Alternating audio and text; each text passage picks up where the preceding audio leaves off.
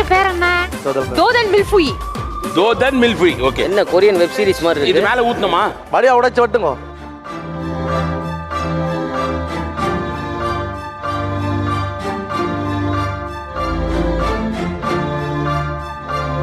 Excellent. Very, very good, Vagisan. Fantastic.